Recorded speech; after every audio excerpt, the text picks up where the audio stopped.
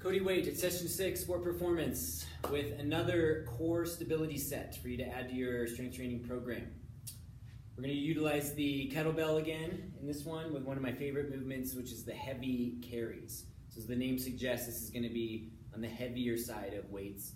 Be smart about it. Start lighter on the heavy side and progress as you get more familiar with the movement. We're going to use that kind of moderate to heavy kettlebell in 3 different carrying positions.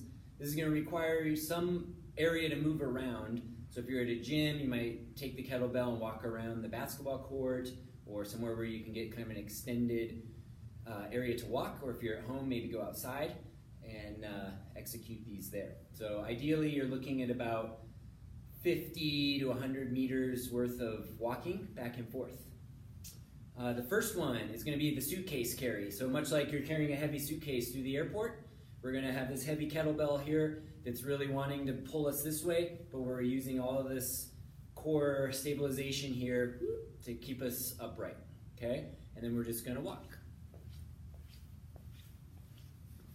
Switch hands after 50 to 100 meters and walk back, keeping everything in line. Don't find yourself dragging or shoulders sagging. Shoulders engaged, core activated as you get your distance covered. All right, next exercise after you complete about 150 to 100 meters of that is a goblet carry. So you're going to carry this kettlebell kind of like you're going to drink out of a goblet. The closer to your body, the easier it is. The further out you can hold it, the more difficult it is. Depending on how heavy your kettlebell is, find that sweet spot of where you want to do this. And again, you're going to hold it here. You're going to have to really activate these front abdominal muscles to keep yourself from collapsing forward. And then you're going to walk your 50 to 100 meters out and 50 to 100 meters back. All right, well done. You can set it down to rest if you like in between the different variations. The third variation is the most challenging. You may need to go down to a slightly lighter kettlebell depending on your shoulder stability and strength, but it's going to be an overhead carry. Sorry for that pause. All right, so you're going to get this kettlebell up here, do a little dip and drive punch. Keep that shoulder locked out.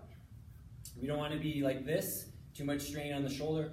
Keep it locked out, scapular muscles engaged, and spine erect. This is obviously requiring quite a bit of shoulder stability to execute and a lot of core stability because you're more wobbly. 50 meters out.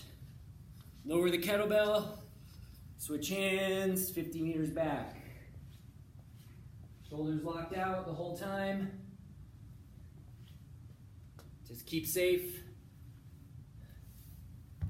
Shake it out, repeat, spend about 10-15 minutes of going through that cycle and really working that core strength through the stomach, sides, and glutes. Good luck.